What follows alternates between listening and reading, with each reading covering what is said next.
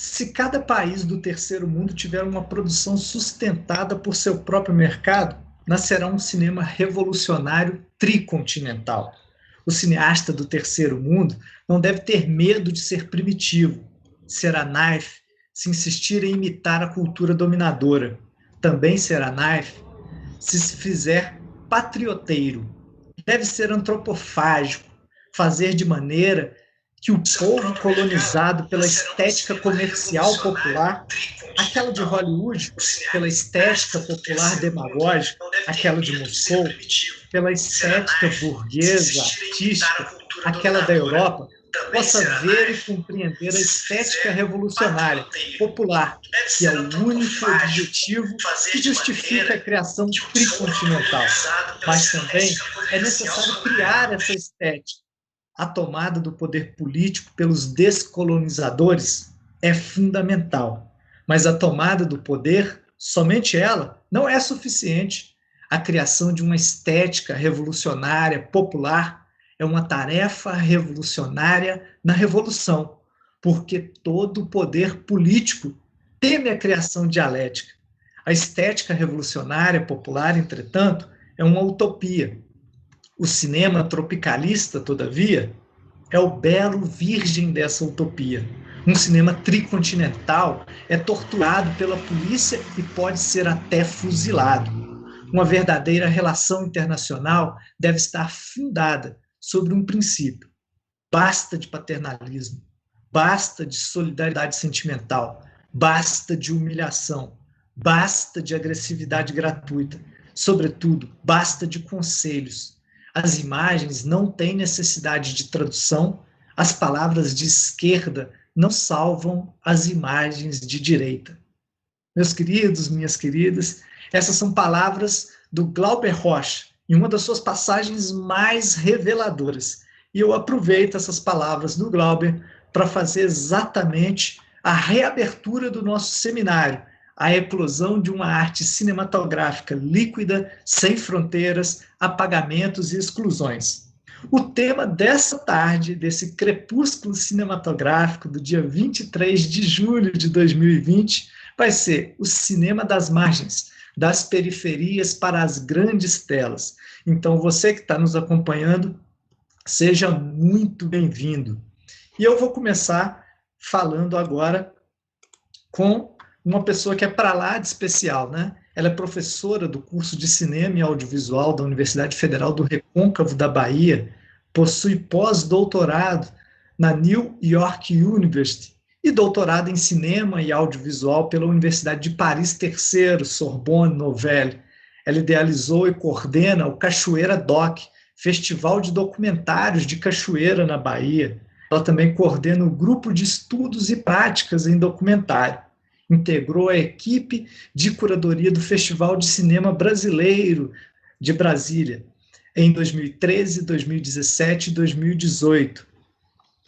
Amaranta César, seja muito bem-vinda. Olá, obrigada, Adriano, Gabito, Márcio, prazer estar aqui. Que forte essa fala de Glauber, né? Essa última frase, então, as palavras de esquerda não salvam as imagens de direita. Já tá valendo, assim, com essa frase. Acho que a gente já valeu aqui esse encontro. Eu queria agradecer muito, obrigada por essa oportunidade de conversar com vocês. Nós que agradecemos, Amaranta, seja muito bem-vinda. E do nosso lado aqui, nosso parceiro, companheiro, Gabriel Martins, que é natural de Contagem, aqui de pertinho de Belo Horizonte, ele que estudou cinema, vídeo, fotografia no Centro Universitário UNA, é diretor, sócio fundador de uma produtora que dá muito orgulho, eu acho que para todos nós, mineiros, né? Filmes de Plástico. Diretor dos filmes O Nó do Diabo, de 2018, e No Coração do Mundo, de 2019. Seja muito bem-vindo, Gabriel Martins. Olá, muito obrigado. Maranta, Márcio, Adriano, estamos aí para conversar um bocado aí. Obrigado a você pela presença. Bom, nosso terceiro convidado é pesquisador, formador, cineasta, produtor cultural, doutor em comunicação pela Universidade Estadual do Rio de Janeiro, É coordenador geral do Festival Visões Periféricas desde 2007. Possui experiência de direção, roteiro, produção audiovisual em cinema e televisão. Trabalhou na formulação e execução de políticas públicas na área do audiovisual. Seja bem-vindo, Márcio Blanco. Oi, Adriana. Legal, obrigado pelo convite. Gabriel, Maranta, estamos juntos aí para a gente trocar bastante ideia aí nessas próximas horas aí, tá bom? Eu vou só explicar para você que está nos acompanhando agora, se você quiser também participar, você pode estar colocando as suas questões pelo chat, já estamos abertos, a nossa equipe está toda à disposição para você. Você pode colocar suas reflexões e a gente vai estabelecer um diálogo da seguinte maneira: cada um dos nossos convidados vai ter 15 minutos para expor as suas ideias sobre o tema principal que a gente está trabalhando hoje, sobre o seu percurso até chegar nesse momento, e logo depois nós vamos abrir tanto para um diálogo entre os colegas que conosco vão discutir esse tema, quanto com cada um de vocês que nos acompanha aí por essa live. Então, seja muito bem-vindo, você pode participar, e se por acaso você quiser a certificação da sua participação, você pode acessar a nossa página principal. O Lucas, nosso produtor, vai colocar para você aí no chat agora. Você pode acessar e solicitar logo depois o seu certificado. Não faça isso agora não perca nem um minuto desses nossos convidados e do nosso debate. Eu vou começar então, se vocês me permitem, eu vou começar com o Márcio Blanco, né? Passa a palavra para o Márcio para fazer a sua exposição e para começar esse diálogo dessa noite. Márcio, é com você. Bom, Eduardo, você me deu uma missão aí de falar sobre cinema das margens, né? Das periferias para as grandes telas, que é o tema da mesa que a gente está conversando aqui. Eu fiquei pensando assim, o que a gente entende por margem, né? Cara, margem é limite, né? Algo que demarca, né? Uma fronteira entre um lugar e outro. E eu estava pensando assim, como que o cinema, ele... se a gente entender o cinema como um dispositivo de representação, né? Que produz efeitos por meio das técnicas de reprodução e difusão de imagens, o próprio quadro cinematográfico ele constitui uma margem, né? Então, tudo aquilo que a gente vê dentro de um plano cinematográfico tem uma relação com aquilo que está fora, né? É uma relação entre um dentro e um fora de quadro. Então, acho que ao longo da história do cinema, assim, aquilo que o cinema representa enquanto dispositivo, né, de representação, ele é afetado por ele é atravessado por uma série de fatores, né? E eu acho assim que um deles, que eu acho fundamental para a gente pensar o cinema enquanto representação, é o desenvolvimento tecnológico, né? Foram as mudanças tecnológicas que foram acontecendo ao longo dos anos, desde que o cinema surgiu, já há mais de 100 anos.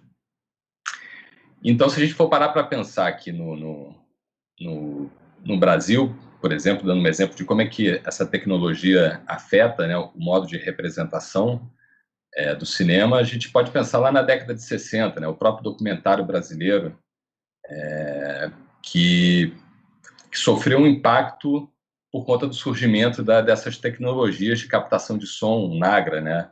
Houve uma redução dos equipamentos de captação de som, uma maior utilização da câmera 16mm para poder produzir imagens, e essas tecnologias tiveram impacto na forma de representação da sociedade brasileira, principalmente das periferias, né? Das comunidades mais, digamos assim, marginalizadas, né? Então, a gente tem, por exemplo, esse impacto, ele se traduz na própria maneira assim, de utilização da voz, né? Da voz dentro do documentário. Então, o que antes era um domínio, né, de uma voz off, né, de uma voz que procurava ali traduzir as imagens, explicar o que estava sendo visto pelo espectador dentro das imagens, a gente já tem um cineasta preocupado em captar a voz do povo, né? De ir para as ruas, de ir para as periferias, de ir para esses espaços mais marginalizados e captar a voz do povo onde esse povo vive, né? Onde esses moradores dessas periferias vivem, né? E isso teve um impacto muito grande, né? Na própria representação sobre as periferias brasileiras, né? Um exemplo, pô, acho que emblemático, por exemplo, é o filme do Leon Risman, o Nelson Cavaquinho, né? E tantos outros, o Arnaldo Jabor, enfim, documentários brasileiros que eles trouxeram uma nova imagem sobre as periferias a partir dessas mudanças tecnológicas, né? E na década de 60, que foi quando houve essa mudança, assim, aconteceu uma experiência muito singular que também trouxe um novo elemento desse fora de quadro, né? Para dentro desse processo de representação das periferias, que foi a educação. Então, por exemplo, em 1963, a gente tem um filme que até hoje é um filme completamente esquecido, que é um curta-metragem feito por estudantes de uma escola pública aqui no Rio de Janeiro, chamado O Parque. Ele foi filmado em 1963, dentro de um curso de cinema, um curso de introdução ao cinema, que foi feito dentro dessa escola, chamada Brigadeiro Short, que fica em Jacarepaguá, aqui no Rio de Janeiro. E ele foi feito a partir de uma iniciativa da professora de português dessa escola, Maria José Alvarez. E o que é mais curioso desse filme é que esse filme ele foi feito com a participação de vários cinemanovistas. Então, o Parque ele foi feito dentro de um curso que foi coordenado por nomes assim de ponta do cinema novo, como o Alex Vianney e o Davi Neves.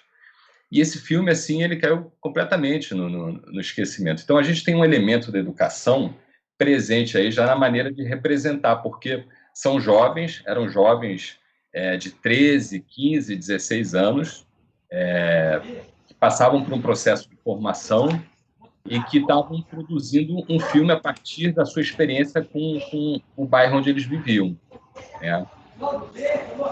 Então, a gente já tem esse elemento da educação presente, né, como dentro desse fora de quadro, mexendo com essa margem. Né? O que está à margem? Né? O que está fora e o que está dentro?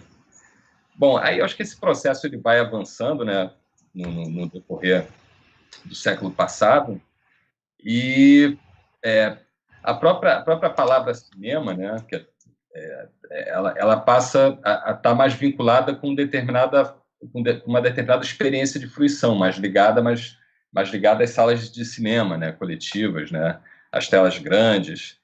E na década de 80, a gente tem a tecnologia do vídeo entrando, né? Então, o cinema passa a fazer parte da rotina das pessoas dentro das suas casas, e a própria tecnologia do vídeo, no início da década de 80, permite que surja uma série de experiências feitas nas periferias brasileiras, onde pessoas de fora, né, pessoas que faziam parte de ONGs, né, ou ligadas à Igreja Católica, os movimentos de base, né, que naquele momento estavam se mexendo por conta da redemocratização brasileira, né, esses atores de fora, eles entrem dentro desses espaços periféricos e eles promovam experiências de produção de imagens e de som. Então, assim, há um avanço nessa questão assim de produzir as imagens a partir de uma ligação com o território, né? E a educação, nesse sentido, ela se faz mais presente ainda. Se na década de 60 o Parque foi uma experiência completamente singular, né, uma coisa isolada, você não viu, a gente não vê mais isso na década de 60, aí começam a surgir experiências na década de 70, em 80 a gente já vê isso já, né, se espalhando. Então, isso acontece por conta da tecnologia do vídeo. Bom, aí a gente vê a década de 90, mais uma nova transformação na tecnologia, a gente já vê o digital entrando, e aí, assim, há uma coincidência, né, entre essa transformação tecnológica que o Brasil viveu, né, nessa virada dos anos 90 para os anos 2000, que foi o contexto político, né, que a gente passou nos últimos os primeiros 15 anos, né, desse século, que permitiu também que surgissem muitas experiências espalhadas pelo Brasil. Aí você vê uma disseminação, né, de experiências, muitas acontecendo por meio de ONGs, mas outras acontecendo por conta de uma própria mobilização comunitária, né, de pessoas que viviam nesses espaços periféricos e que tinham a possibilidade de fazer um filme utilizando uma câmera, um celular, podendo editar dentro de casa, podendo colocar isso dentro da internet, né? Então, assim, nos anos 2000, a gente já vê essa margem já, ela começando a ficar mais fluida. E eu acho que ela fica mais fluida porque, assim, essas pessoas que moram nas periferias, elas também estão circulando pelas cidades. Elas estão circulando por outras cidades, né? A gente viu nos primeiros 15 anos, por conta das políticas culturais, assim, um intenso deslocamento de jovens, né, pelo Brasil, né? Então, assim, não é somente uma representação da periferia, não há somente uma representação da periferia a partir da presença daquele jovem no território e a partir do fato dele assumir, né, assumir o manejo da câmera, né, o manejo dessa tecnologia. Há também o deslocamento desse jovem por outros espaços, né, da cidade, do país onde ele vive. Então, assim, eu acho que nesse momento que a gente está vivendo, né, em termos assim de representação da periferia, é que a gente já ultrapassou, eu acho que a gente já ultrapassou já o momento de falar de novas representações sobre a periferia, porque eu acho que essas novas representações, elas já estão circulando por aí, elas estão em todo canto, né? Elas estão principalmente na internet, então a gente não pode falar sobre uma periferia somente, a gente tem que falar sobre múltiplas periferias e múltiplos modos de representar essa periferia, né? Se isso estiver associado com a tecnologia, né? Porque a internet permite vários modos de entrada, né? Então, assim, essa representação da periferia, ela já não é essa nova representação, esses novos atores que surgiram nesses últimos 15 anos, né? Trazendo uma nova imagem sobre as periferias. Eu acredito que isso já não seja digamos assim, uma novidade, né? Isso acho que já está amplamente difundido, está aí, está circulando.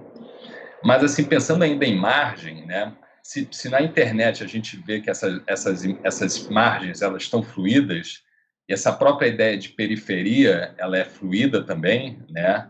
Ela se move a partir também do deslocamento dessas pessoas que vivem nas periferias e da experiência que elas têm no circuito cultural de uma forma geral, né? Assim, muitos jovens que passaram pelo Visões Periféricas, né? Que nasceu como um festival voltado para moradores da periferia, hoje em dia estão circulando em outros festivais. Assim, a gente vê, por exemplo, o próprio pessoal da Filmes de Plástico, né? Que é uma experiência super bacana e significativa, assim, né? Sobre esses novos discursos, né? da periferia, né? A gente vê esse pessoal circulando em festivais já de grande porte, sabe? O André Novaes indo para um festival de Cannes, tem o pessoal indo para o Festival de Brasília, para um festival de Tiradentes. Então, assim, eles deixam de sair assim, de um lugar que seria o Visões Periféricas, né? Que seria esse lugar que procura reunir esses jovens de periferia para promover uma troca entre eles, a gente discutir essas imagens, né? Formar uma rede, a gente vê já eles circulando em outros espaços, né? Em outras cidades, fora do país.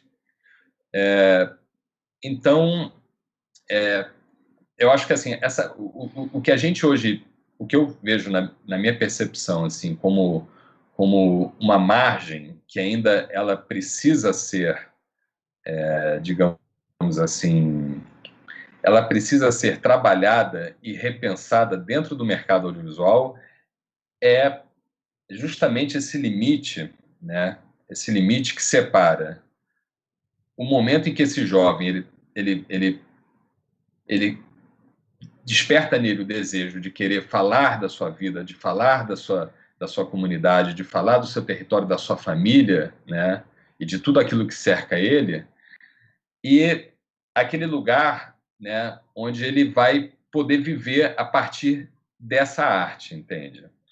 Porque eu acho que a margem que a gente ainda tem, que é muito demarcada, né, embora a gente, como eu falei, já tenha esses jovens circulando, né, em diversos espaços e uma maior aceitação, né, de festivais dessa estética da periferia, eu acho que ainda existe uma dificuldade muito grande desses jovens, por exemplo, entrarem dentro do mercado cinematográfico, entende? Audiovisual, e viver disso. Os casos ainda são muito raros, sabe?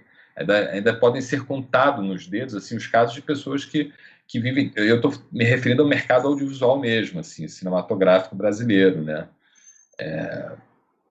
Que é disputar esse espaço, por exemplo, em editais de financiamento de filmes, por exemplo, como Ancine, que a gente viu há 2 anos atrás, que fez uma revisão do modo como eles faziam a seleção dos projetos, né?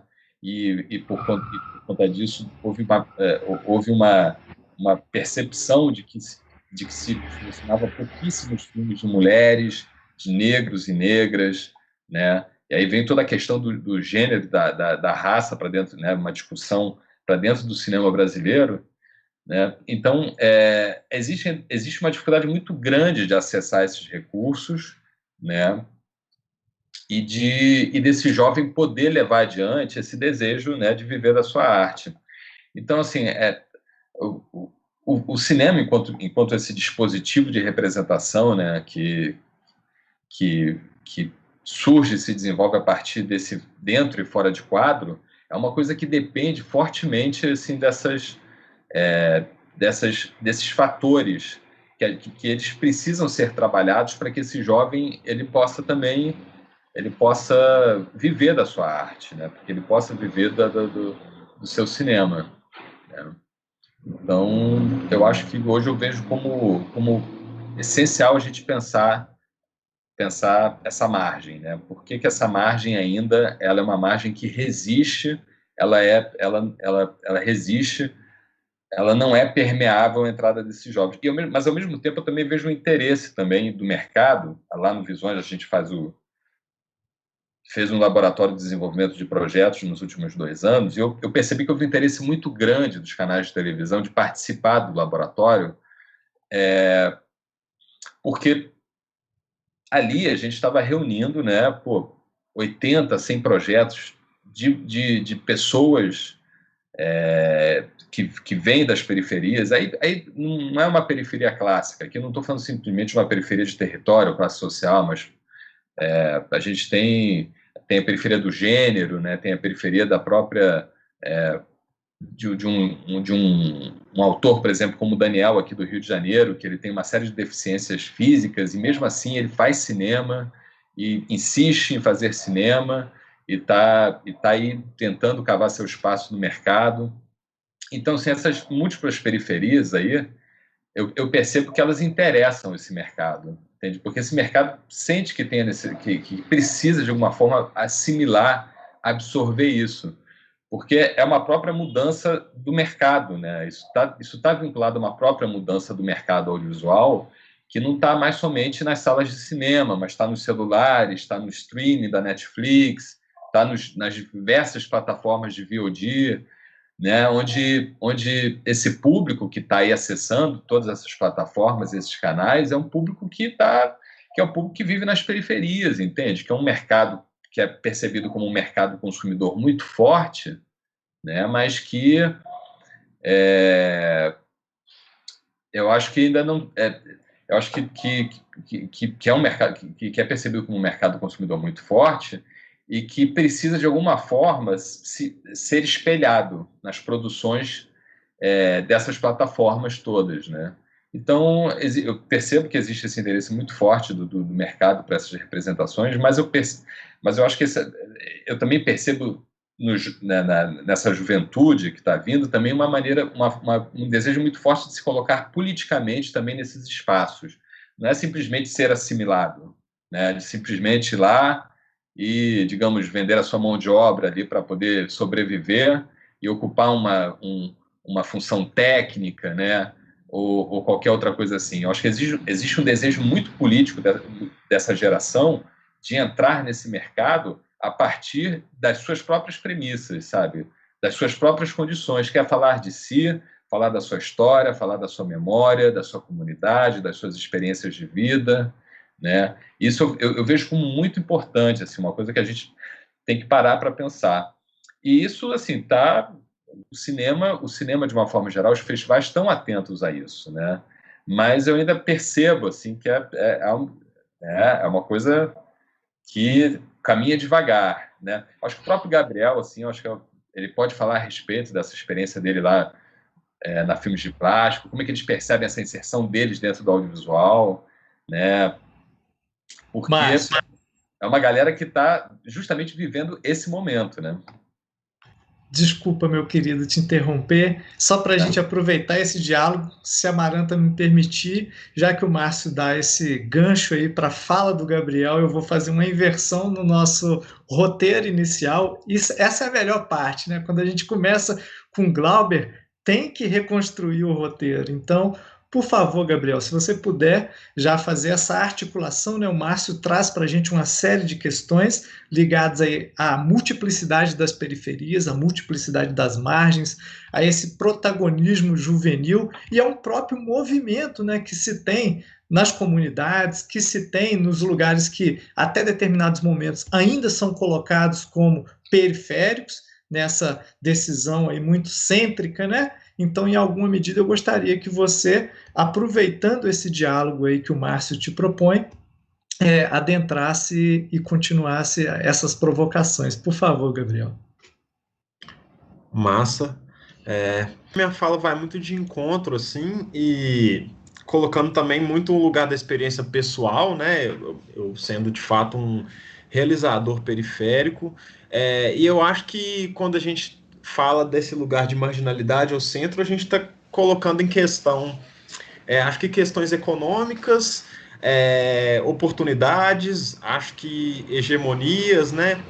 Eu acho que existe uma série de comparações que a gente coloca que, no caso, a periferia, eu coloco isso de maneira prática, ela acho que nunca foi pensado, nunca foi entendido o cinema como um direito, né, a pessoas de periferia ou pessoas que estavam fora do centro. Isso se dá de maneira muito, muito prática, assim, o bairro onde eu cresci, morei boa parte da minha vida, né, onde meus pais ainda moram e praticamente todo mundo da minha família ainda mora, né, hoje eu moro mais próximo do centro de Belo Horizonte, mas eu cresci num bairro localizado distante do centro de Belo Horizonte e distante do centro de Contagem, exatamente ali no limbo entre as duas cidades. E, de fato, não existia nenhum cinema próximo, não existia nenhum centro cultural que tinha nenhuma atividade relacionada com cinema, oficina. Então, na verdade, eu tô nessa por teimosia, assim, por ser muito apaixonado desde criança. Eu nunca quis fazer outra coisa, e ao mesmo tempo eu nunca tive ninguém na minha família que fazia cinema. Então é uma relação de teimosia. E acho que essas distâncias, uma distância que se dá tanto desse sonho como algo concreto, como uma distância geográfica mesmo. O bairro onde eu morava é distante de ônibus do centro de Contagem, distante de ônibus do centro de Belo Horizonte. Então isso te impossibilita, de fato, ter portas abertas, né? E eu acho que o Márcio já falou um pouco disso, como eu sou da geração que foi fruto dessa revolução tecnológica, acho que essa revolução de acesso a equipamentos baratos que possibilitavam fazer imagens, né? Eu não cresci com nenhuma câmera perto de mim, porque quando eu era criança não tinha celular, né, com câmera, nem tinha internet direito. Eu estou aí com 32 anos, mas já no final da minha adolescência, ali próximo dos 18, já tinha possibilidade de ter acesso à câmera. E eu comecei a me interessar por essa coisa de produzir imagens, de fazer microfilmes com meus amigos, filmes caseiros. Mas o cinema que eu adentrei no cinema de certa forma meio novo, com 17 anos. O cinema que eu entrei e comecei a ver era um cinema que, de certa forma, ele ainda exigia uma espécie de autorização. O que eu chamo de autorização? Quando eu me tornei cineasta, existia ainda uma distinção entre filmes feitos em película e filmes feitos em vídeo. Filmes feitos em vídeo não eram filmes, eram vídeos. E existia um julgamento de valor na maior parte dos festivais, e mostras de que eram coisas diferentes, né? De que cinema era feito em película, ou cinema existia um outro tipo de corpo em que ele era considerado. E acho que eu vivi essa transição, né? E acho que, de alguma forma, a minha produtora só pôde existir e ter êxito porque também houve uma mudança de paradigma em que essas outras produções que não obedeciam a um padrão, assim por assim dizer, e um padrão que estava diretamente ligado a poder econômico, né? Que é poder finalizar um filme em película, finalizar um filme em 5.1, etc. Houve uma mudança de paradigma que esses outros filmes eram entendidos enquanto filmes, eram vistos enquanto filmes, concorriam em festivais como filmes, eram escritos como filmes, eram analisados e avaliados como filmes, e eu acho que isso mudou um tanto a cara do cinema brasileiro, né, por assim dizer. A minha produtora, que se chama Filmes de Plástico, como já foi colocada, é uma produtora formada por 3 diretores periféricos que cresceram em Contagem e um produtor que não cresceu numa periferia de Belo Horizonte, mas é de uma cidade do interior, que eu considero uma espécie de periferia também. E para além disso, nós 4 se encontramos numa periferia nacional, por assim dizer, porque mesmo fazendo parte do Sudeste, né, geograficamente, Belo Horizonte nunca necessariamente foi um centro do que o Márcio chamou desse mercado audiovisual, né? Eu cresci, quando eu comecei a fazer cinema, era uma realidade, principalmente para atores e atrizes, que tinha que sair daqui para poder fazer cinema. E eu também quase que saí daqui para poder fazer o curso de cinema, mas acabei entrando numa faculdade que surgiu aqui, conheci o Maurílio, éramos no mesmo bairro, então, inclusive, foi a periferia que me fez ficar, porque foi encontrar, por uma coincidência mística, uma pessoa na minha sala do mesmo bairro que eu não conhecia antes, na sala da minha faculdade, que me fez querer ficar aqui e construir uma identidade aqui.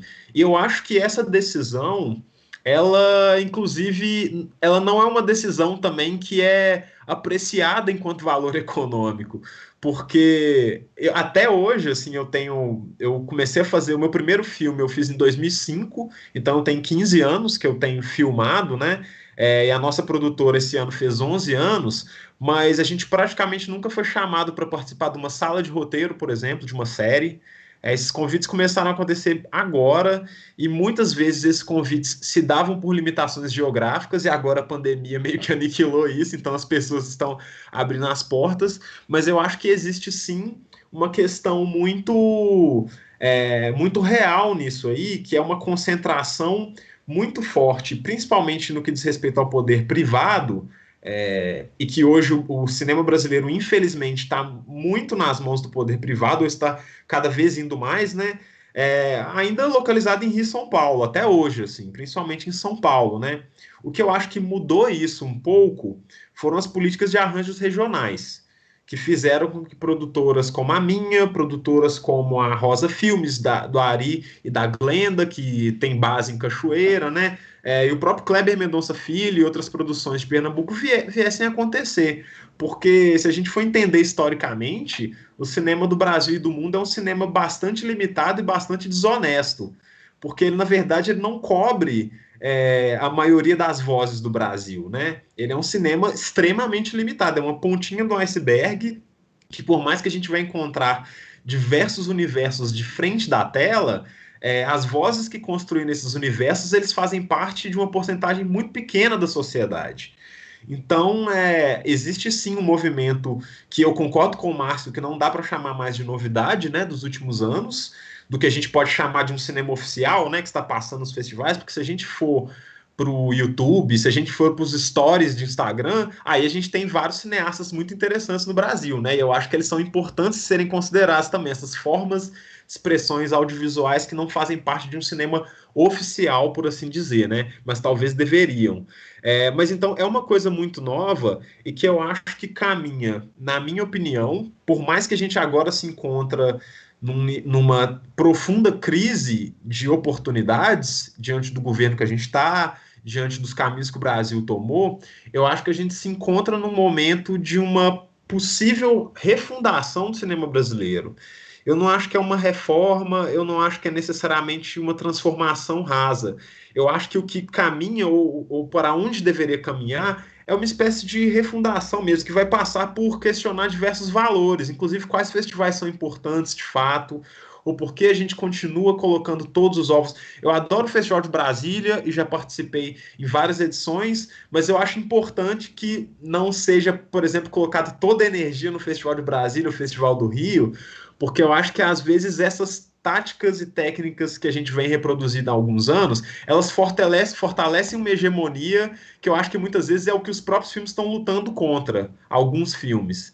Eu acho que essa refundação que eu estou falando, ela vai mexer profundamente com o ego e com o bolso de muita gente. Acho que ela vai mexer muito com os espaços dados do cinema brasileiro até então, porque eu não acho que existe uma recepção muito agradável a essas transformações que existem. Tanto que se a gente for correr pelos debates dos festivais nos últimos 3, 4 anos, a gente viu uma série de conflitos muito grandes, né? Acho que uma postura muito defensiva de quem faz parte de uma certa hegemonia, eu acho.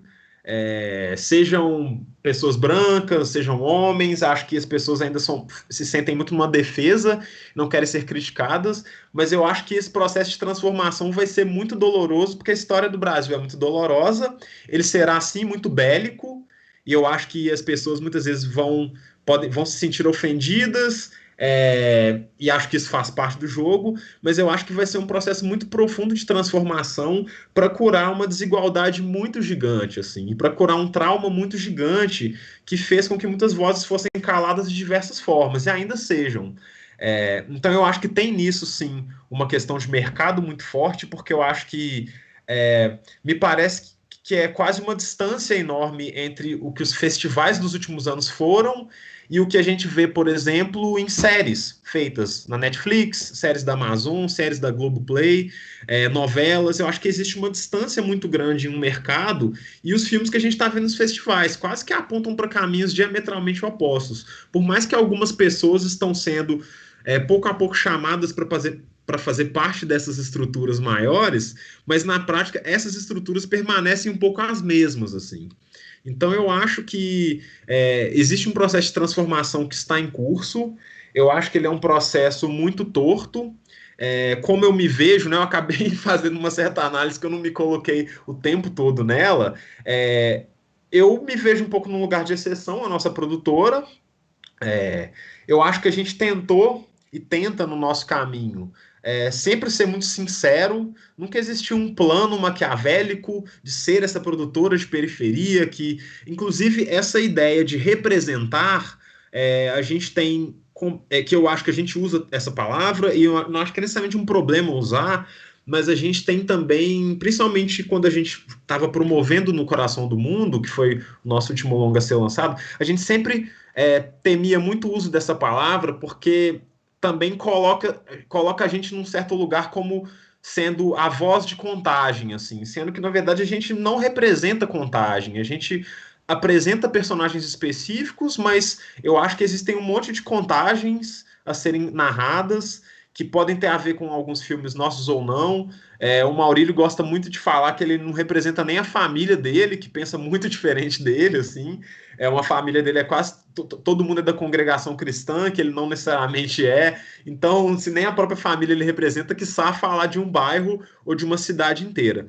Então, mas o que eu acho que a gente fez foi tentar apresentar personagens que acho que tivessem sua subjetividade valorizada, que tivessem suas histórias valorizadas. Isso se dá num lugar de observação, Cidade é um lugar de uma honestidade que a gente não pode fugir, porque essas pessoas fazem parte da nossa família, da nossa vizinhança, são pessoas que a gente cresceu vendo, e ao mesmo tempo o que a gente faz eu vou usar uma palavra que é da música e do hip hop, que é remixar, que eu acho que tem muito a ver, porque assim como existiu um movimento que fez surgir o hip hop, que é basicamente protestos nos Estados Unidos que as pessoas assaltaram lojas, roubaram equipamentos de som e a partir disso utilizavam os discos para roubar entre aspas, os samples e músicas para poder construir uma nova música. Eu vejo esse movimento do cinema periférico um pouco nesse lugar.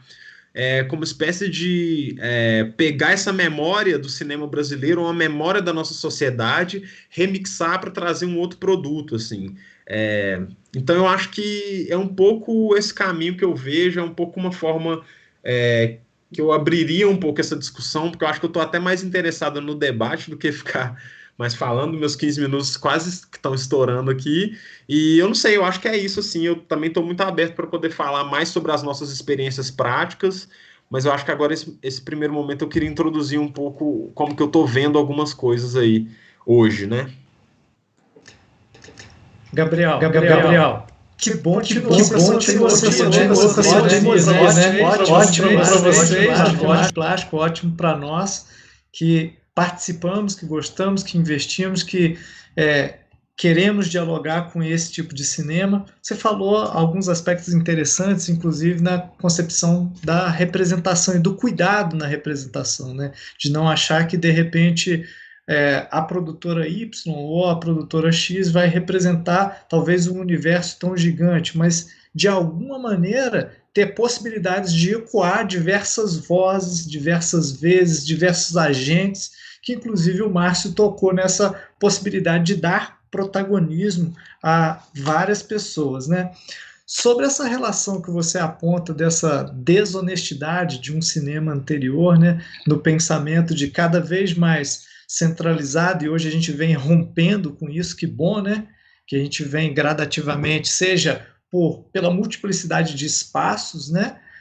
Tanto espaços de exibição, quanto na possibilidade de fruição, quanto de produção, e aí vocês trazem um exemplo claro dessa possibilidade reconstruída a partir do momento em que a gente abre mão de um suporte que hoje não é necessariamente suporte para dizer de qualidade fílmica, ou seja, eu não preciso ter película, ou eu não uso película para imprimir uma potencialmente qualidade fílmica. Talvez em alguns acervos, mas hoje, imaginando que o digital nos propicia uma possibilidade de democratização, nos propicia uma possibilidade de troca, nos propicia inúmeros outros diálogos que até então nós talvez tínhamos um pouco mais de dificuldade, seja por conta da relação de capital, que você já coloca muito bem, seja por conta da relação de acesso a partir de posições geográficas nas quais nós ainda estávamos. Então, após esses primeiros movimentos que Márcio e Gabriel fazem, eu passo a palavra para a professora Amaranta César, para a gente começar a estabelecer a conexão aí entre as três experiências, os três percursos e as perspectivas, tanto que vocês estão nos trazendo, quanto que o nosso público já começa a propor para cada um de nós. Amaranta. Obrigada.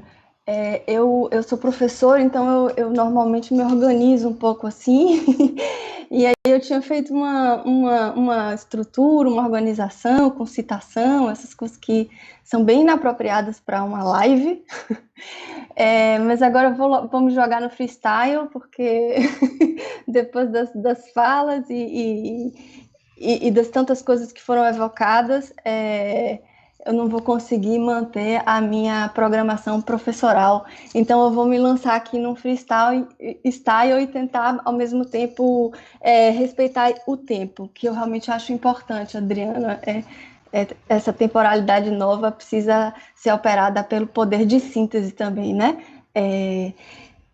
Então, a primeira coisa que eu queria falar é que eu estou falando de um território, né? De um lugar. E esse lugar que me fez uma convocação histórica. Eu sou professora da Universidade Federal do Recôncavo da Bahia, do curso de Cinema Audiovisual, desde 2009. Cachoeira, para quem não conhece, é uma cidade do interior da Bahia, então a gente não está só na periferia, a gente está na periferia da periferia, com desafios imensos, né? E que nos atravessam a todo momento. Cachoeira, eu reuni aqui, e isso eu vou voltar, uma estimativa de 1814, que foi feita por João Reis, que é um grande historiador dos levantes, das rebeliões, né, escravas da Bahia, e ele diz que em 1914, no Recôncavo Baiano, que é uma região da Bahia, né, existiam em torno de 40.800 africanos escravizados que eram espalhados em 408 engenhos. Então, Cachoeira era uma região ocupada basicamente por engenhos de cana-de-açúcar e fumo. E nesses 408 engenhos, onde estavam espalhados esses 48 mil africanos escravizados, existia uma média de 6, não mais que isso, brancos e mestiços por engenho, ou seja, um total de 2.450 brancos mestiços para 40.800 africanos escravizados, e esse era mais ou menos um censo de 1814, né? Mais de 200 anos, é isso? Atrás, isso no período colonial. E Cachoeira ainda é profundamente marcada por isso, né? Foram muito poucas, ou nenhuma quase, política de reparação, né, de investimento em superar e curar os traumas, como diz Gabito, né, desse período colonial e da escravização. E em 2006, a gente pode considerar como talvez a primeira, né, medida reparativa, de reparação, que é a fundação da Universidade Federal do Recôncavo da Bahia, que também não se dá sem tensões com esse universo, não é nada apaziguado, né? A estrutura universitária, ainda também que guarda heranças coloniais, e a universidade vem se implantar nesse território em 2006. E aí, só também para mapear, e aí para dar um pouco de materialidade ao que, para mim, aqui na minha fala, é a margem ou a periferia, a UFRB tem 83,4% de estudantes afrodescendentes autodeclarados, contra 47,57% da média nacional.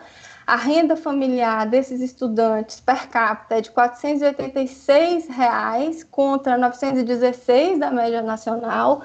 E esses dados, né, ou seja, 83% da universidade é composta de estudantes negros autodeclarados, e cerca de 82% com a renda per capita de até um salário mínimo, tornam a UFRB uma das universidades mais negras e populares do Brasil, se não a mais negra e popular do Brasil. Então, é desse lugar que eu estou falando, e o curso de cinema nesse território, com esses atravessamentos, é uma espécie de encruzilhada, né?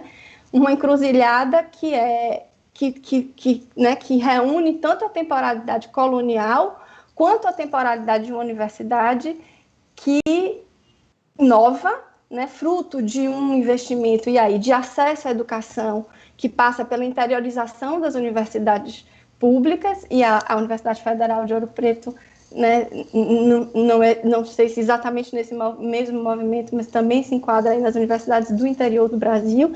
No caso da UFRB, tem um profundo impacto na produção de novas subjetividades, de novos sujeitos e de um acesso, e aí Márcio falava do acesso tecnológico, a gente está falando aqui também a uma modificação do acesso à educação que permite que outros sujeitos de cinema apareçam e que a periferia, né, e que essa ideia de margem possa ser pensada no cinema.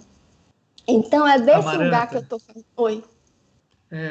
Só um minutinho, eu só queria avisar aos colegas que estão acompanhando a nossa live aí pelo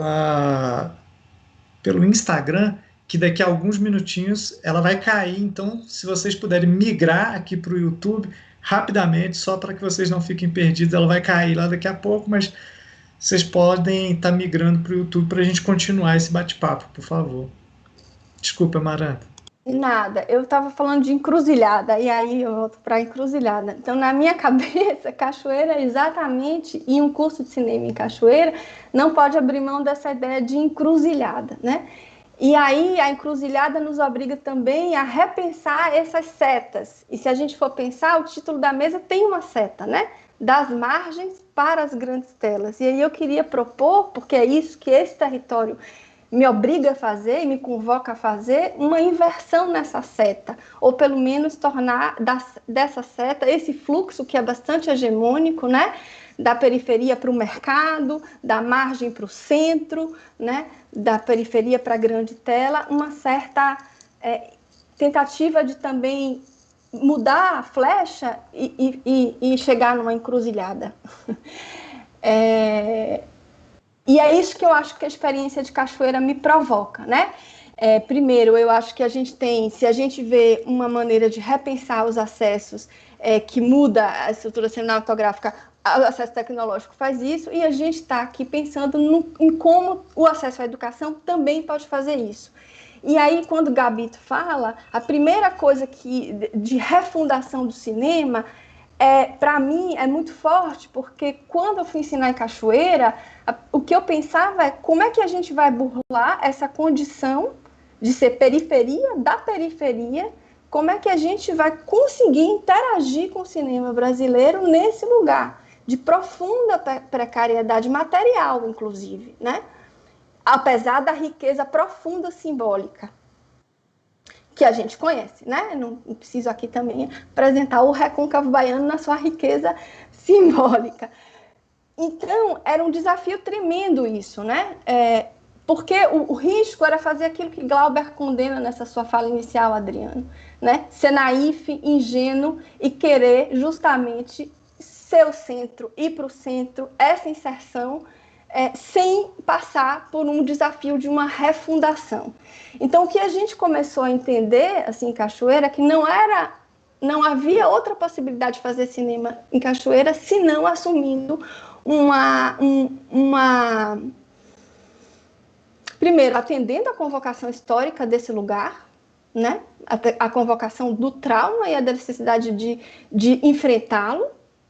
Não há outra possibilidade, e entendendo justamente que não há como fazer cinema em Cachoeira que não seja genuinamente contra-hegemônico, que não seja justamente profundamente e essencialmente marginal. O que é que significa isso? Assumir que a margem é uma perspectiva de refundação, inclusive, né? E não se inserir na grande tela, mas talvez perfurar a grande tela, né? Ser um vetor de perfuração que permite o contrafluxo. Então, esse entendimento não é imediato, ele não é teórico. Eu até separei aqui uma citação de Bell Hooks, de Grau da Quilomba, né, que falam justamente da margem como esse lugar não de precariedade, mas de criatividade e de profunda liberdade. E aí a gente não pode também pensar no mercado sem esse lugar que assimila e que suga a liberdade exercida pela precariedade, pelo celular, pelos vídeos amadores, né? E aí o nosso desafio justamente era contribuir para essa refundação. E essa refundação, para a gente, só podia existir no momento em que a gente assumisse uma perspectiva marginal, periférica, como uma perspectiva histórico-crítica de refundação, né, de repensamento do cinema. E aí Gabito fala, né, não é só uma questão de inserção, mas também de mudança de paradigma. Então, qual é a missão educativa, educacional, que precisa ser emancipadora de uma universidade nesse espaço, nesse território? Ela tem como pressuposto participar não de uma formação desses estudantes para se inserirem no mercado, embora isso seja evidentemente um desafio cabal, porque é preciso formar para que as pessoas sobrevivam da formação que elas recebem, mas a gente não podia nunca perder de vista que a missão maior que a gente tinha é que essa sobrevivência, o viver desse ofício, dessa arte, passasse por uma refundação do que se é, porque senão a gente ia morrer na praia sempre, né? Não tinha jeito, não tem jeito. Então, a gente começou a entender muito, muito claramente a partir da lida diária, e aí eu trouxe exemplos, assim, né?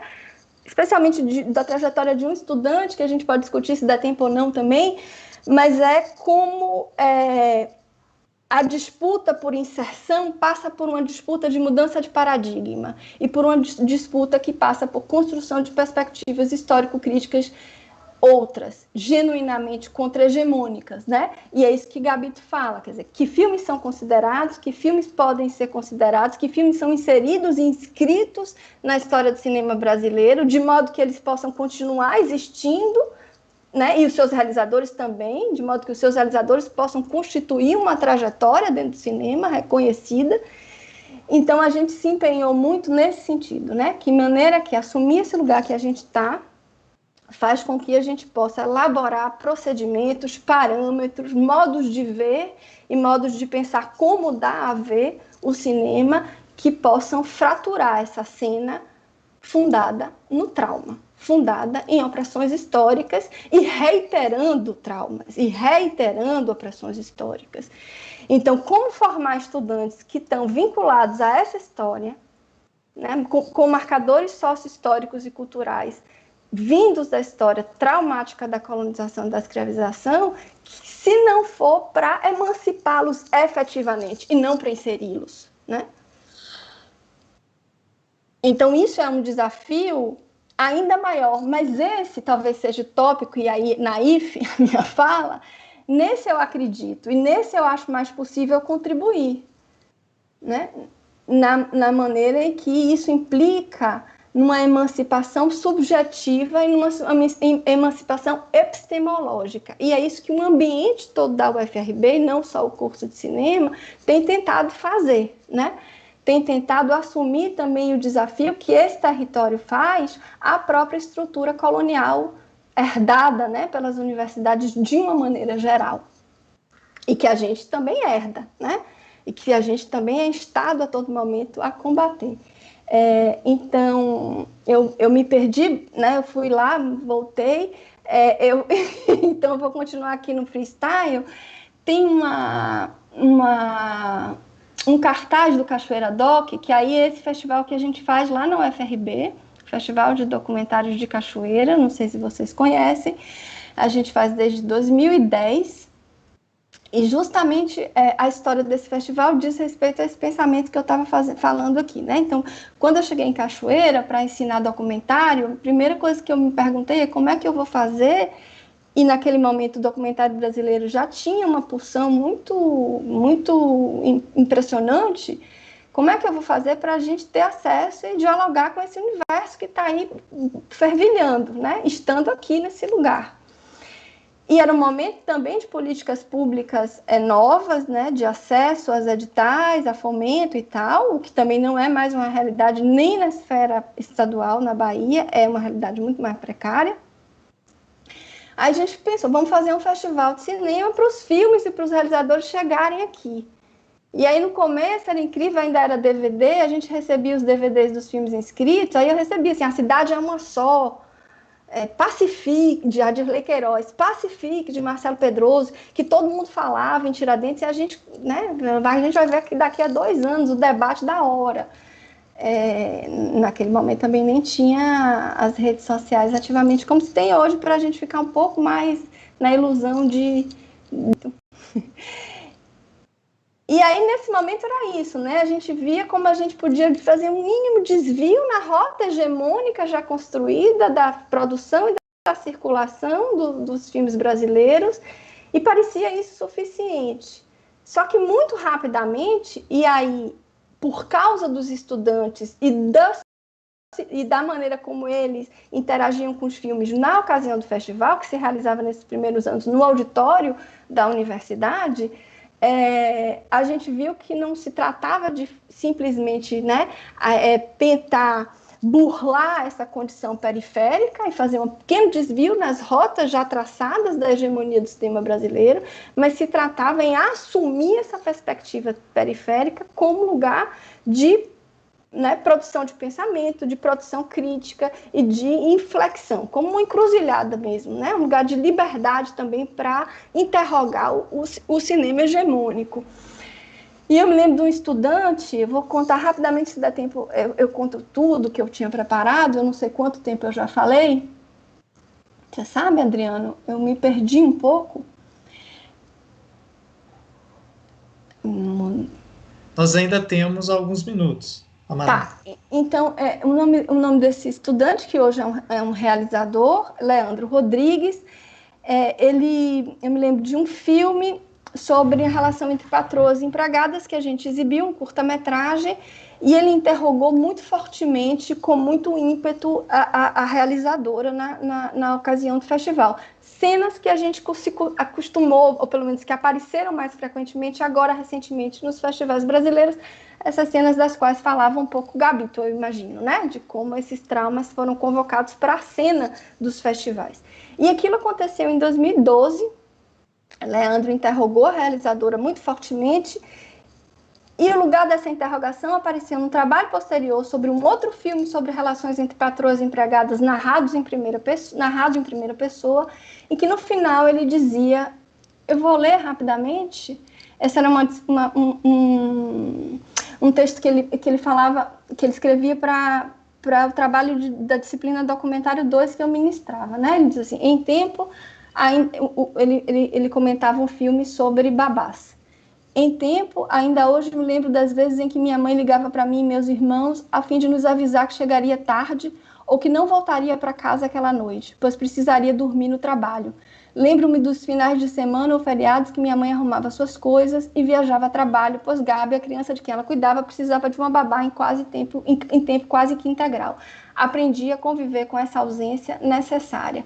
Isso é o final de um texto em que Leandro analisa a voz em off do filme, que tem uma inflexão, ou pelo menos um desejo ensaístico, mas ele dizia como essa voz, na verdade, estava ainda povoada por um lugar de alteridade e autoridade, que justamente no campo do ensaio parecia travar a potencialidade do ensaio de justamente revelar alguma coisa nova ou de questionar relações de poder. Então, essa experiência dele, profundamente marcada de relações sociohistóricas, né, que constituem talvez um dos grandes traumas brasileiros atuais, não é, né? A gente tem a história de Miguel muito recentemente, marcava uma perspectiva crítica e analítica que interrogava a tradição do cinema brasileiro em pressupostos da linguagem, formais, né?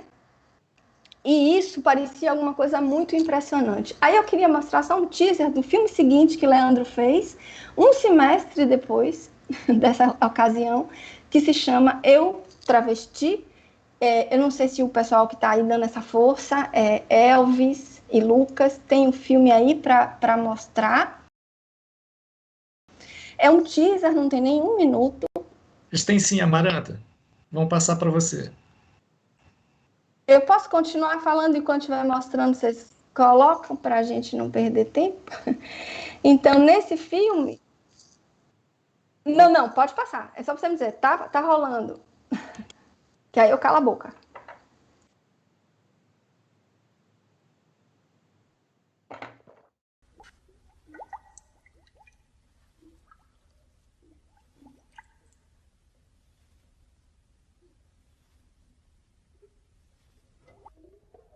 Eu me travesti pela primeira vez, eu era muito pequeno.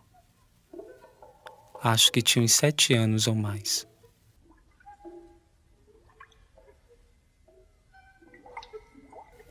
Você deve andar como homem.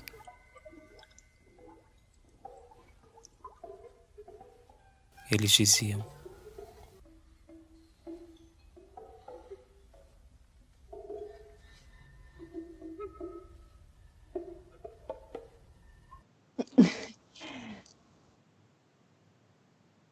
Gabito, Márcio e Adriano não viram, eu acho, o filme, né? A gente está em outra...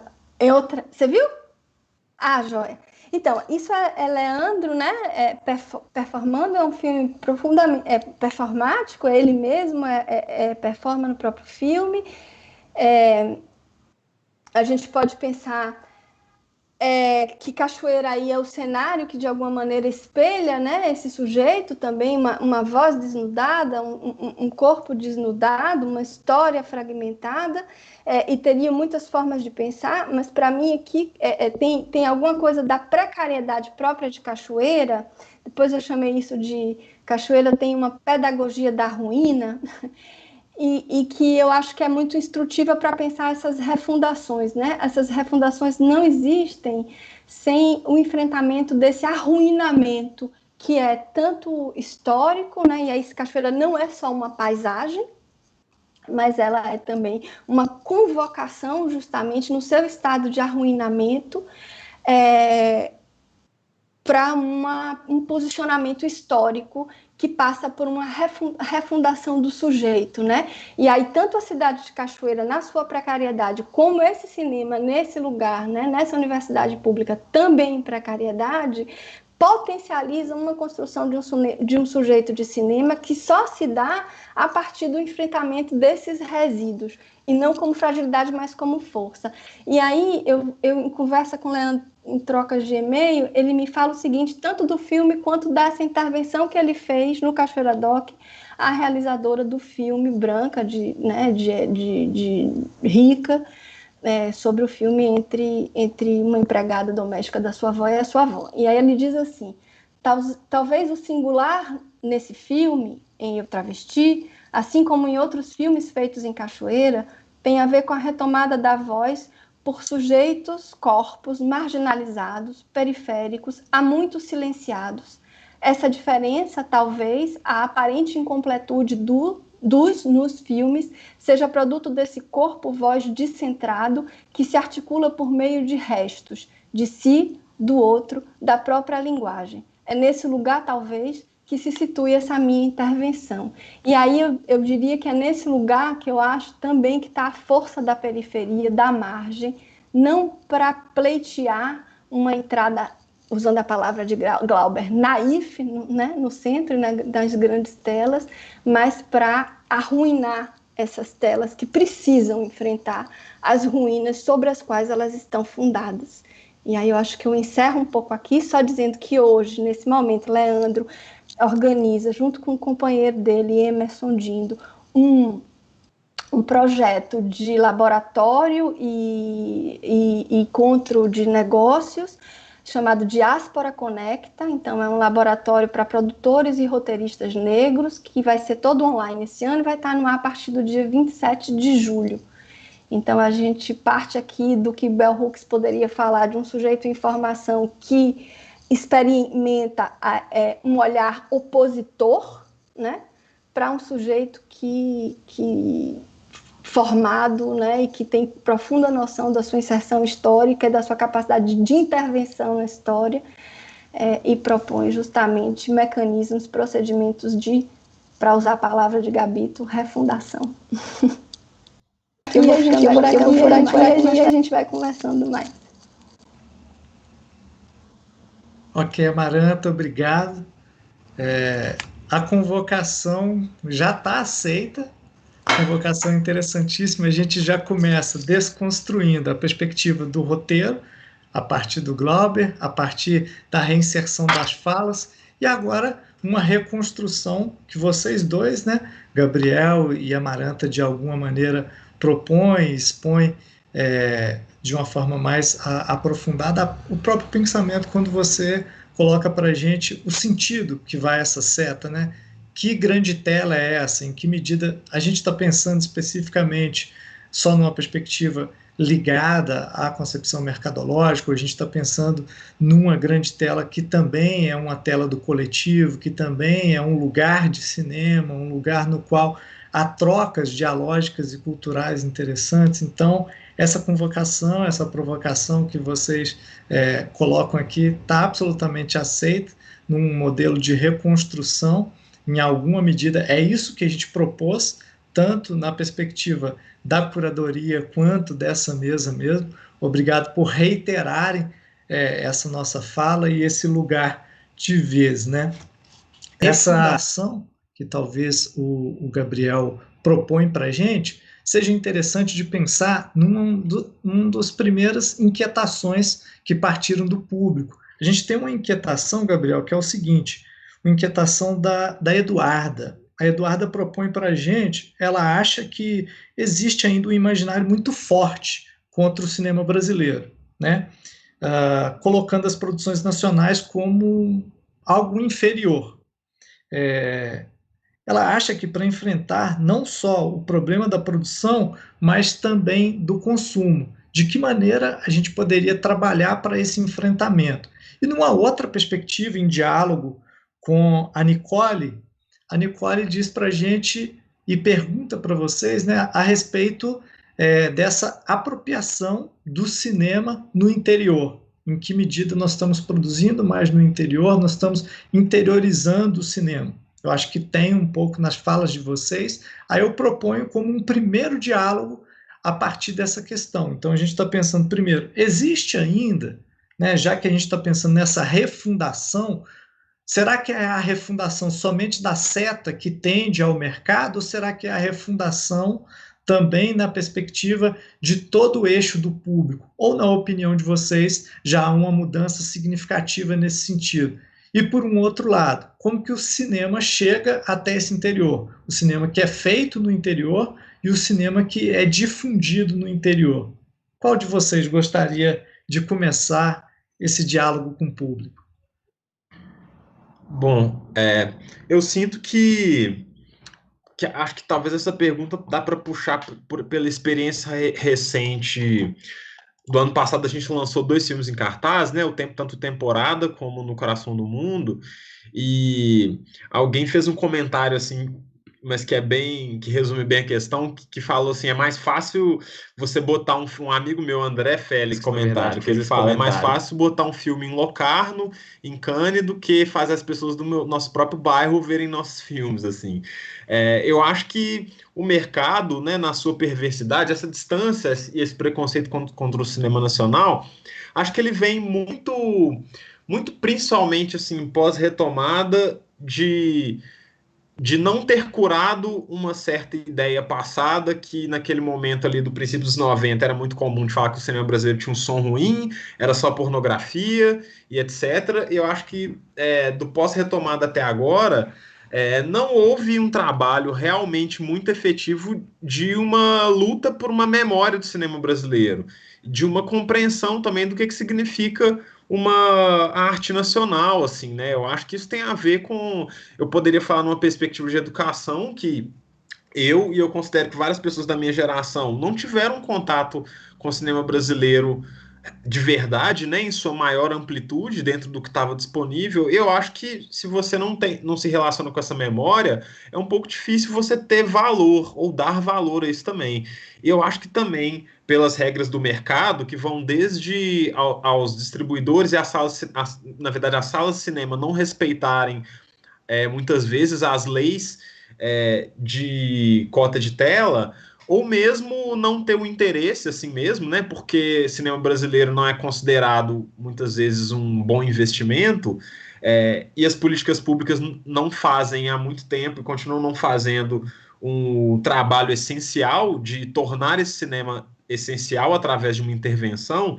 Então o mercado regulando isso, ele só contribui para permanecer um abismo entre a produção e quem vê. Então, por exemplo, a gente conseguiu com muitos custos colocar o No Coração do Mundo em um cinema de shopping que é localizado no bairro onde ele foi filmado, na periferia onde eu cresci, que hoje, quando eu cresci não existia esse shopping com cinema, mas hoje existe, é um cinema de shopping. Então a esmagadora maioria dos filmes que passam são filmes norte-americanos, blockbusters, mas a gente conseguiu a duras penas colocar o nosso filme lá em uma sessão diária. E não foi possível ter uma lotação em todos os dias, porque o ingresso é muito caro, e eu acho que, para além disso, não existe um verdadeiro incentivo real para que as pessoas prestigiem aquilo ali, né?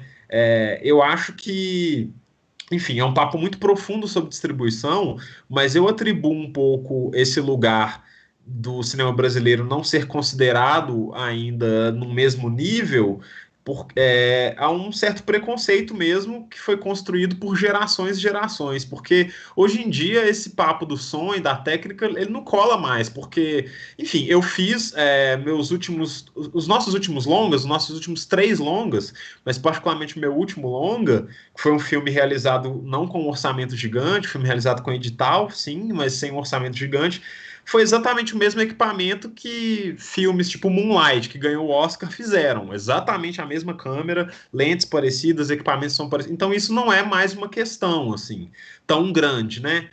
Eu acho que é mais um entendimento e um abismo que existe entre quem está vendo os filmes e nós. Eu até fiz uma discussão, teve um podcast que eu vou lançar com um amigo meu, que a nossa discussão era por que os filmes negros não conseguem passar de 10 mil espectadores, sendo que a gente é a maioria da população. E óbvio que esse assunto dá várias lives como essa, mas eu acho que uma das formas de começar a responder essa conversa é porque, de fato, existe um abismo assim dentro do cinema, que eu não acho tão forte na música ou em outras artes, talvez outras artes sim, mas a música especificamente eu não sei, mas existe ainda um entendimento de que talvez o cinema não é um lugar que pertença ainda às pessoas, que não seja uma arte talvez popular. Isso talvez se dá também por uma relação muito intelectual que se deu por muito tempo na última década do cinema brasileiro. Eu acho que o cinema brasileiro tem uma relação muito forte com uma certa intelectualidade tradicional. Eu não acho que é todo mundo que dialoga com isso.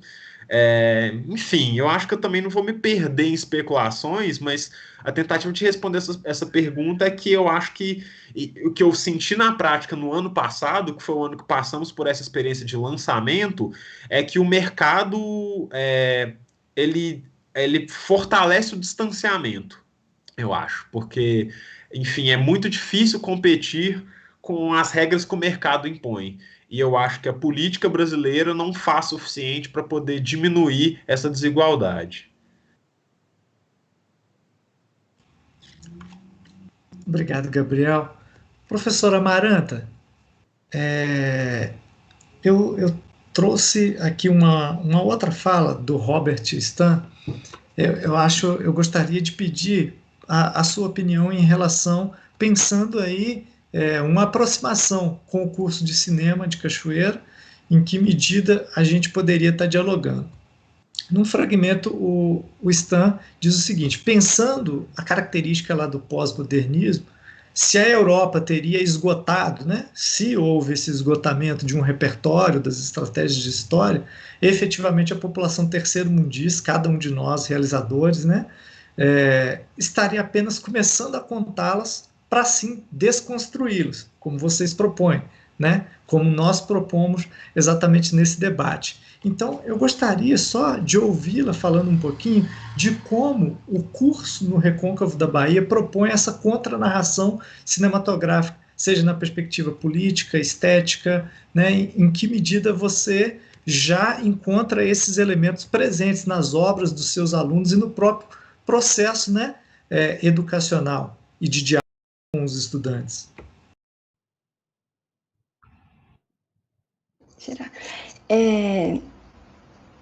De novo, acho que tanto o Márcio quanto o Gabito já falaram aqui da dificuldade de também fazer um monolito, né? Um cinema de Cachoeira, um cinema da periferia. De jeito nenhum esse cinema produzido em Cachoeira ele é uniforme, ele aponta para um lugar só, né? Ele é diverso. Mas eu acho que tem algumas coisas que são fundamentais e tem a ver com o que eu falava antes. Tudo que se produziu em Cachoeira em uma certa medida e de formas cinematográficas diferentes respondem a essa convocação da cidade e da comunidade, né? Então, quando a universidade chega nessa cidade de 30 mil habitantes, com essa história que ela tem e que está nas suas paredes, muros, construções até hoje, isso não se dá sem tensionamentos, né? Como é que essa estrutura, que tem mais de 2 mil pessoas, vindas de lugares diversos, né? Exercitando liberdades e culturas que são novas. Então, Mas essa relação que não é apaziguada, e que a cidade também não é só um repositório de narrativas e uma paisagem, um cenário, como se poderia pensar, ela é muito rica no sentido de produção cinematográfica, justamente, né? Então, quando eu penso, por exemplo, nos filmes da Rosa Filmes, né? E uma coisa que Ari e Glenda falam constantemente e que está também na decisão deles de ficar, eu me lembrei muito deles quando você fala, Gabi, eu decidi ficar, e não é uma decisão simples, né? Eles que vêm de Minas decidem ficar em Cachoeira quando acaba o curso. E Glenda recentemente falava disso, assim, de como eles, ao participar de projetos de extensão, que é justamente nesse lugar onde a universidade encontra a comunidade, né, em que essas teorias todas são colocadas, né, na fricção com o real, com as pessoas, e que a dimensão popular de uma universidade pode efetivamente se pôr à prova e se construir. Então, é a partir desses projetos de extensão aí, de cineclube, que não tem valor de mercado, mas se tivesse, por exemplo, Martírio seria um filme com a pontuação no Ancine imensa. Então, é dessas coisas que a gente precisa falar, né? Então, os cineclubes, os projetos nas escolas, com as professoras, as escolas de ensino médio, na zona rural. Então, tudo isso, eles falam, afeta um desejo de comunicação da gente que está dentro da universidade com a comunidade. E uma comunicação afetiva, real, dialógica, né? Porque a gente não pode ficar ali no lugar de forasteiro que vem com saber para ser aplicado e usar a comunidade como objeto, né, cenográfico. Então, isso tudo é que faz com que, mesmo o pensamento sobre o público, por exemplo, né, como dialogar com o público, como fazer um cinema efetivamente popular, né, e que se comunica e que forma público, vem dessas experiências de necessidade de produzir saber junto com a comunidade, né? E uma dimensão da universidade que é profundamente desvalorizada, que é justamente a extensão. Quando eu estou fazendo agora isso, preenchendo formulário, né, de progressão funcional, de prestação de contas, porque tem que prestar a população, a sociedade civil do meu trabalho, e a extensão na pontuação vale menos, mas é na extensão, mais até do que na pesquisa, em que essas liberdades estéticas e que essas invenções formais aparecem com muita força, porque partem de um princípio de comunicação com a comunidade, acolhendo, valorizando todo o repertório político, cultural dessa comunidade, né? E aí, isso me lembra muito de como Ari e Glenda têm construído um cinema completamente singular, popular, né? E que é sucesso em Cachoeira. Toda vez que eles fazem, né, uma sessão de café com canela, de ilha, até o fim, o cinema lota, porque eles, né, têm uma relação efetiva com esse imaginário local, que não se dá também de modo paternalista, né? De outra coisa que a gente está falando aqui. Não é supor o gosto popular de uma maneira paternalista e também idealizada, mas é efetivamente exercitar, através do cinema, uma produção dialógica de conhecimento com a comunidade. E isso é um caminho, né? Estou citando a Rosa Filmes, mas eu vejo, por exemplo, dos meus alunos de documentário, uma tendência muito grande, aí Márcio já pontuava isso, dos filmes em primeira pessoa, performáticos, e aí que eu acho que encontram uma matriz em Alma no Olho de Zósimo Bubu muito clara, porque esses sujeitos estão performando não exatamente a história de si mesmos, mas eles estão ali performando uma intervenção na história com o próprio corpo, né? Parte de uma contestação histórica, e isso é uma lição do movimento negro, né? Eu acho que a grande lição para essa pedagogia que a gente tem tentado que seja emancipadora é o movimento negro na sua relação com a história, né? A negação de uma história que coloca o sujeito, o corpo negro, num impasse, né? Então, é essa perspectiva combativa, né? Esse corpo que tem marcadores materiais históricos, mas, ao mesmo tempo, um desejo de emancipação, de fabulação, que os leva para além desse marcador material que está impresso no corpo, né? Então, é um corpo, ao mesmo tempo, ancorado e projetado para o futuro, né? Para outro lugar. Mas, se eu fosse citar Kênia Freitas, eu diria para o cosmos, né? Então, eu vejo isso também, essa profunda exercício do corpo na história, né? Intervindo e contestando a história. Então, são esses dois caminhos que eu noto, assim, nos filmes em Cachoeira, e profundamente inventivos, eu acho. Amaranta, que a nossa universidade seja cada vez mais, né, esse momento, esse espaço de diálogo extensionista, um diálogo afetivo, um diálogo realmente consistente, que tem a possibilidade, sim, de escuta, uma escuta atenciosa e possibilidade de audição, que tem essa troca simbólica com as comunidades nas quais nós interagimos, especialmente pela arte, pela cultura e pelo nosso cinema. Que bom que vocês fazem tudo isso nessa multiplicidade que é o Recôncavo, que é a cultura do Recôncavo. Nós tínhamos combinado um outro horário de término. Que bom que esse papo está realmente bem aprofundado, muito reflexivo, várias vertentes que a gente poderia desdobrar, né? Interessantíssimo, mas hoje a gente já está às 18h30 e alguns minutos, então, infelizmente, eu vou ter que pedir vocês as nossas considerações finais para a gente tentar alinhavar isso e fechar um pouco, lembrando que, na verdade, esse eu espero, né, que seja só o primeiro de muitos que a gente venha a ter entre universidades, entre produtoras, entre colegas que refletem, pensam, buscam fazer um audiovisual diferenciado. Então, espero que a gente vai desdobrar, não só agora nessas considerações finais, em vários outros momentos. E aí, já que o Márcio não dialogou conosco nessas questões propostas, especialmente pelo público, eu vou te pedir as suas considerações finais primeiro, Márcio, por favor. Considerações finais. Bom, eu acho que a gente assim está vivendo um momento muito, né, peculiar, muito disruptivo, muito que está obrigando a gente a repensar tudo, né? Repensar o modo como a gente trabalha, como a gente se educa, como a gente se relaciona com o outro. Ao mesmo tempo que é um momento de crise, né, muito forte, eu acho também que é um momento de oportunidade, né, onde a gente pode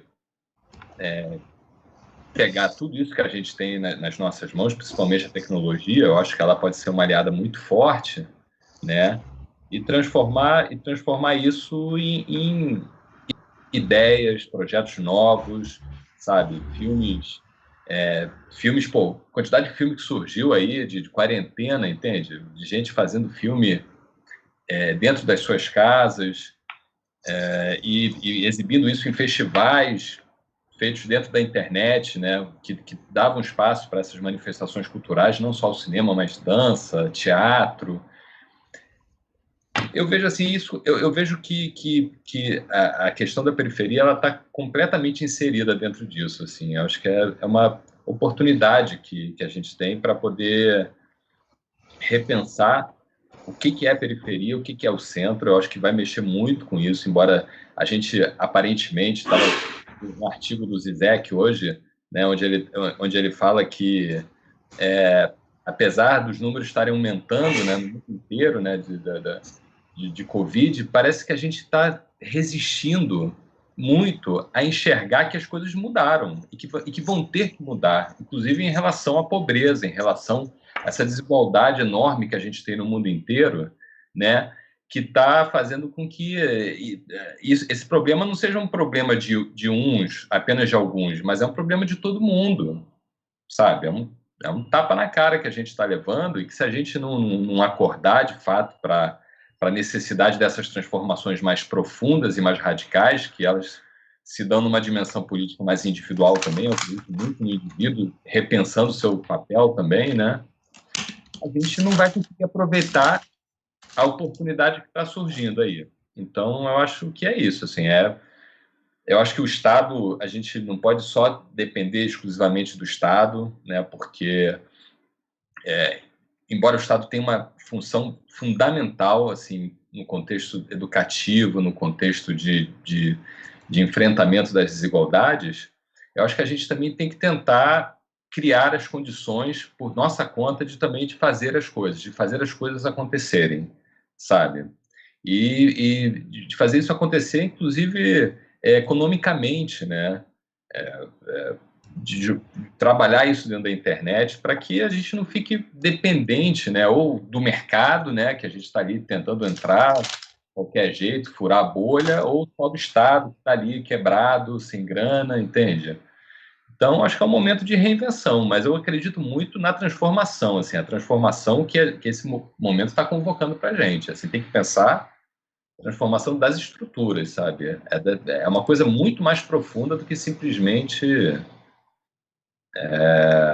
um problema de saúde, sabe? Que a gente vai viver durante 2 anos e depois vai voltar tudo ao normal. A gente não vai mais voltar ao normal. Não vai, é outra história.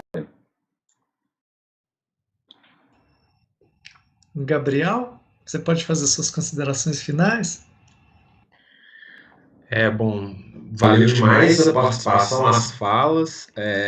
Eu acho que eu só eco um pouco isso que o Márcio falou mesmo. Eu acho que, inclusive, as nossas falas foram bem indo no mesmo caminho, né? E é isso, assim, eu acho que a gente. Eu considero total esse momento como uma necessidade profunda dessa transformação que o Márcio fala, porque a sensação que eu tenho é que o mundo, o Brasil, o cinema brasileiro é tipo uma casa com infiltração, né? Casa com infiltração que você fica ali pintando a parede, aí parece que não tem nada, né? Aí vai, você coloca uma cortina para disfarçar, você bota um armário na frente, aí sempre parece que não tem nada, quando na verdade a casa está desabando, né? Então, com essa ideia que eu falei de refundação, ela tem a ver com a questão direta mesmo, assim, de destruir algo para construir, né? Eu acho que a gente está vivendo um colapso, né? Que não é um acidente, né? A pandemia não é um acidente. A pandemia é porque os bichos não têm onde morar. Então, os pássaros trazem as doenças para perto da gente. Então, isso é um alerta que eu acho que o mundo está nos dando para poder reavaliar toda a relação que a gente tem com tudo. E eu acho que isso não vai se dar simplesmente com tapas buracos, com tampando a parede. Está se falando tanto nos Estados Unidos de repensar a polícia, né? Defund the police, refazer a polícia, construir outras possibilidades de polícia. Eu acho que a gente está pensando isso para todas as relações. E eu acho que isso dá medo, eu acho que isso dá preguiça em todo mundo, porque se você tem que falar que você vai reconstruir uma casa inteira, dá muita preguiça. É mais fácil pintar, é mais fácil botar o armário na frente. Só que não necessariamente o que é mais fácil é o que é certo, né? Eu acho que a gente, por muito tempo, o mundo foi tomando as decisões mais fáceis e imediatas por todas as suas estruturas, né? Para não lidar com os reais problemas da sociedade. E isso não resolveu nada. A gente está em situações muito parecidas do que a gente estava há séculos atrás. Então eu sinto que esse caminho mesmo de pensar o que seria começar do zero tudo é o mais saudável que a gente pode fazer agora. E o cinema acho que não foge disso, né? Eu acho que, enfim, eu também deixo um convite assim para quem está ouvindo de que para correr atrás desse cinema também, né? Que eu acho que a gente está discutindo aqui, e acho que é muito importante ir atrás desses filmes. E hoje, gente, é muito fácil. O Márcio falou da gente ter a tecnologia como aliada. É só digitar no Google cinema periférico, cinema negro, vai aparecer muita coisa no YouTube. Assista esses filmes, mostrem esses filmes para suas famílias, para pessoas que não estão sabendo que esses filmes estão acontecendo.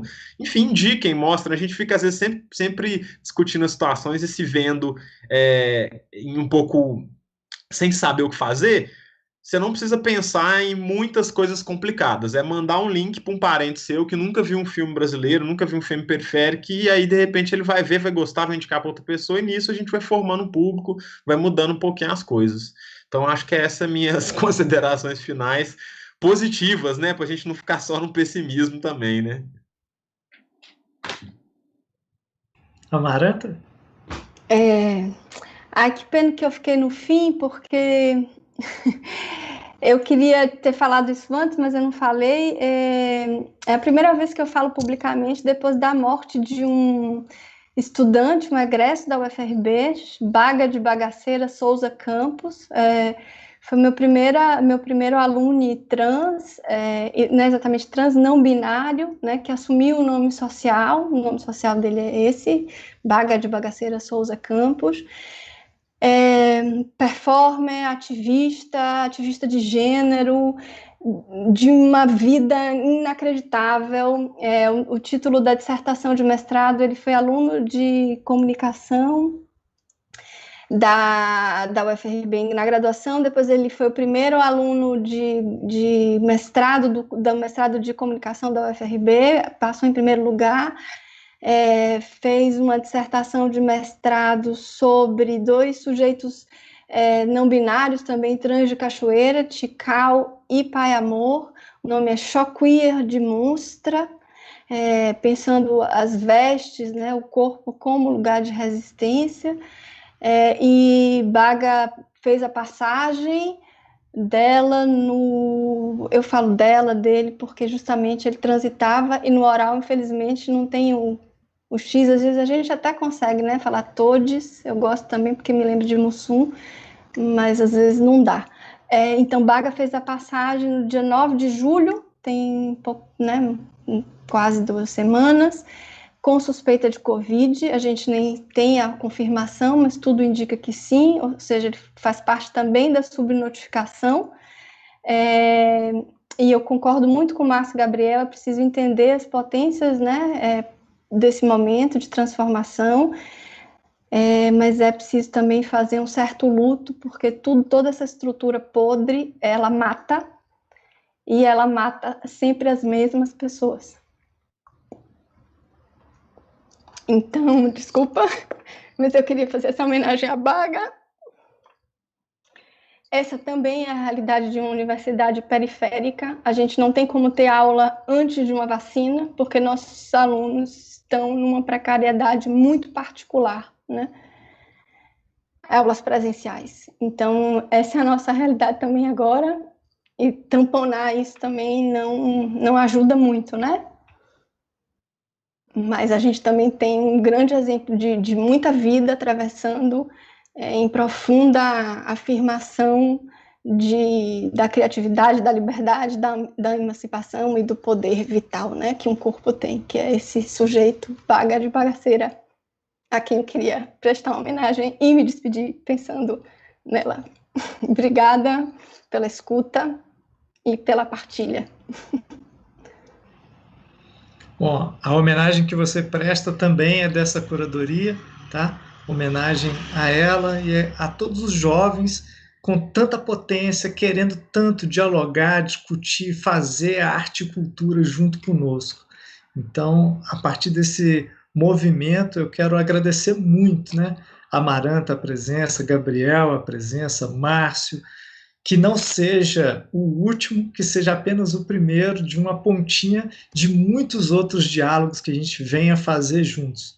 Obrigado por essa noite, obrigado pelas reflexões, tá? Agradeço você também que nos acompanhou, que propôs questões, né? Que vai estar aí participando também dos percursos imersivos. Nós temos vários percursos imersivos dentro da curadoria de audiovisual da Mostra Multi. Muito obrigado pela companhia, nos estendemos um pouquinho, mas que bom que vocês ficaram conosco, né? Dando mais potência para essa reestruturação, para essa reconstrução que os nossos convidados e essa curadoria também propõem. Eu gostaria, eu não posso, na verdade, esquecer, né, de agradecer a essa equipe. Vou começar pelo Evandro, que é meu parceiro curador dentro da Mostra Multi, pelos bolsistas, pelos nossos voluntários que estão abrilhantando aqui essa transmissão, pela equipe da CCI, por tantos parceiros de outras universidades que, de alguma maneira, proporcionaram vários programas imersivos para nós. Então, que todos sejam lembrados nesse momento, hoje e sempre. Obrigado a cada um de vocês, uma ótima noite, que vocês possam, então, aproveitar bastante ainda da nossa Mostra Multi. Valeu. Obrigado, Adriano. Obrigado, Amaranta. Prazer te conhecer. Gabriel, Valeu. Valeu, queridos. Certo Beijo. aí. Obrigada, gente. Nova fase. Valeu, Gabito. Vai. Valeu, Márcio. Prazer, Adriano. Obrigada. Prazer meu. Tchau, tchau. Prazer quem tá aí, que a gente não sabe quem é, isso também é um pouco esquisito, né? Não tem nada mais triste do que essa ideia de novo normal, né? Exatamente. E isso talvez seja essa possibilidade de ver quem é que tá com a gente, mas enfim. Sim. Que logo, logo cheguem outros momentos, para além das telas também, né? Sim. Beijo grande, gente. Até Beijo, mais. gente. Boa noite. Tchau, tchau. Tchau, tchau. Boa noite.